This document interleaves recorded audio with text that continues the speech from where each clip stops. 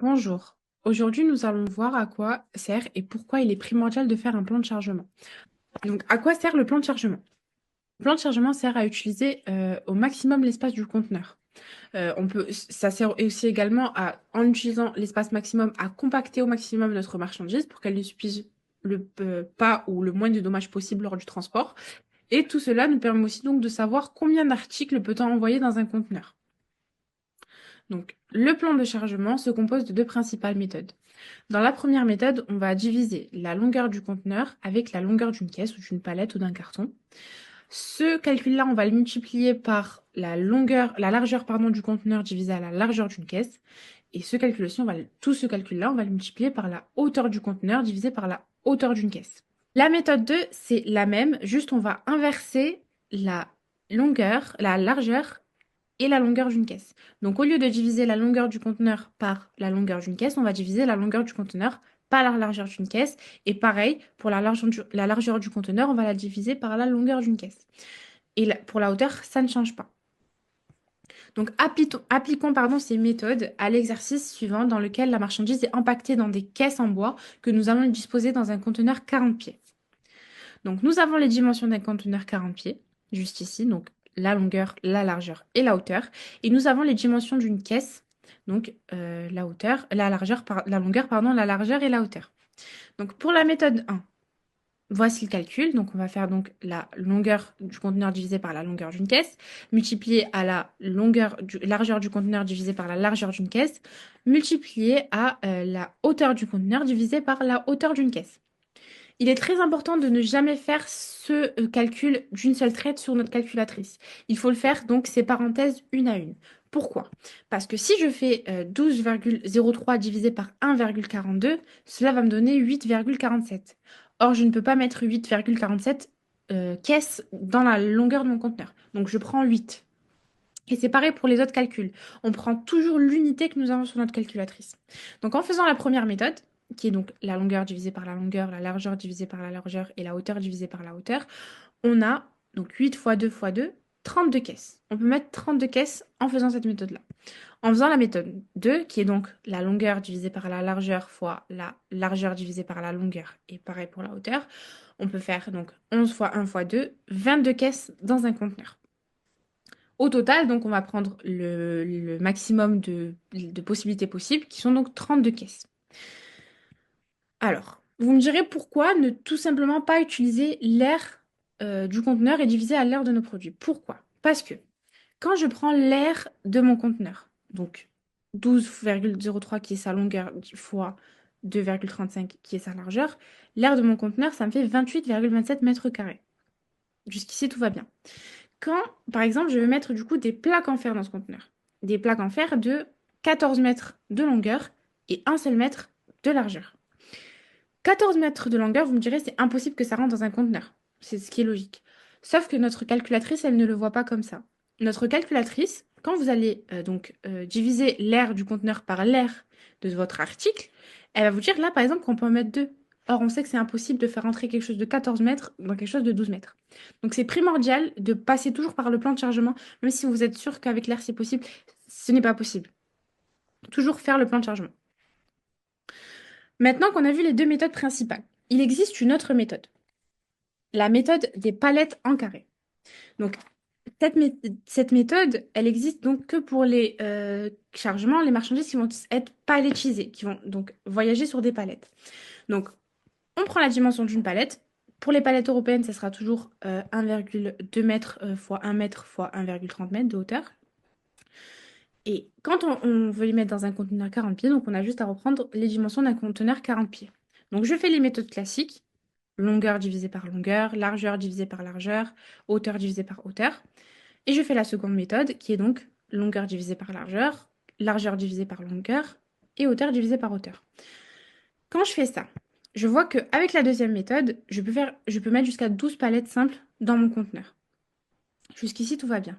Donc vous me disiez, donc on peut mettre au maximum 12 palettes dans ce conteneur. Or non. Comme les palettes sont des quadrilatères, des rectangles, on peut les mettre en carré. Donc on peut les mettre en carré comme ceci. Et quand je les mets en carré comme ceci, je gagne de l'espace. Alors, pour savoir combien d'espace je vais gagner, combien de palettes du coup je vais pouvoir mettre au total en les mettant en palette, je fais le même calcul qu'on fait d'habitude. Donc je prends les dimensions d'un carré de palette, donc c'est un carré, donc 2,2 de côté et 1,3 de hauteur. Et je prends donc les dimensions de mon conteneur. Je les réécris. Moi, personnellement, j'ai toujours l'habitude de les réécrire. Ça aide et ça permet, quand on fait les divisions, de retrouver toutes les données à côté. Donc, le calcul, ça va être celui-là. Donc, je vais diviser la longueur de mon conteneur par la longueur de ma palette, de mon carré de palette, pardon. Je vais le multiplier à la largeur de mon conteneur, que diviser à la largeur de mon carré de palette.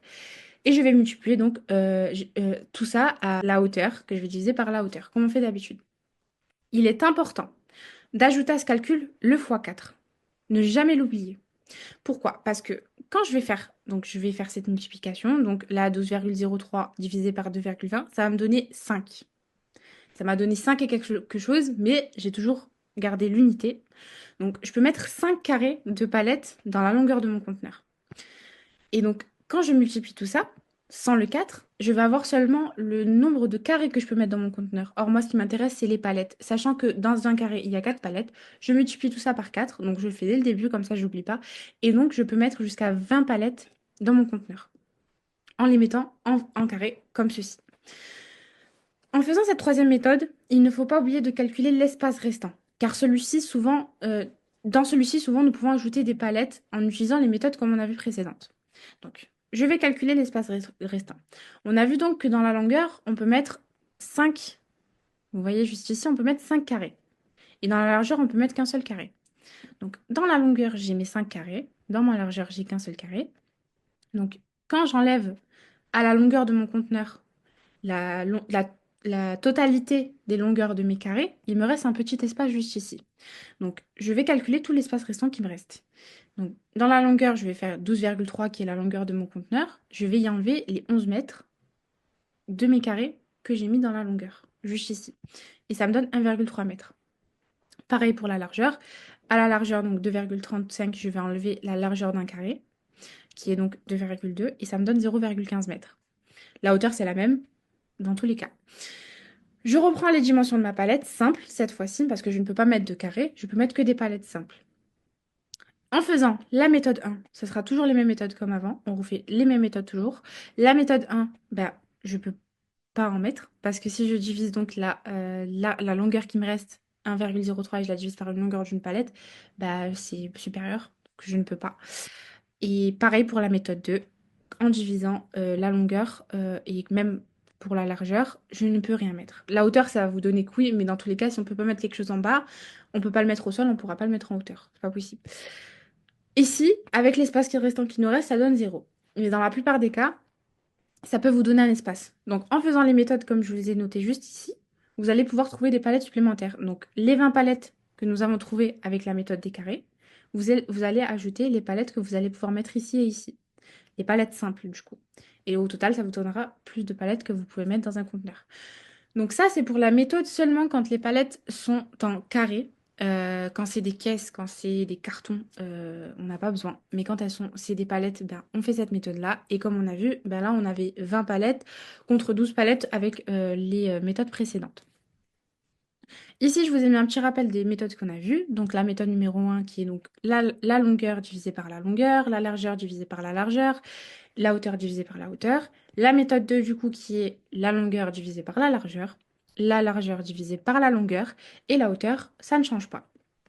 Ici, donc, la dernière méthode qu'on a vue, dans le cas où, si et seulement si notre cargaison est en palette, donc c'est pareil, donc la longueur du conteneur divisée par la longueur d'un carré, et donc la largeur divisée par la largeur, et la hauteur divisée par la hauteur. Pourquoi ici, on n'inverse pas? Parce que c'est un carré, donc les dimensions sont les mêmes dans la longueur et la largeur.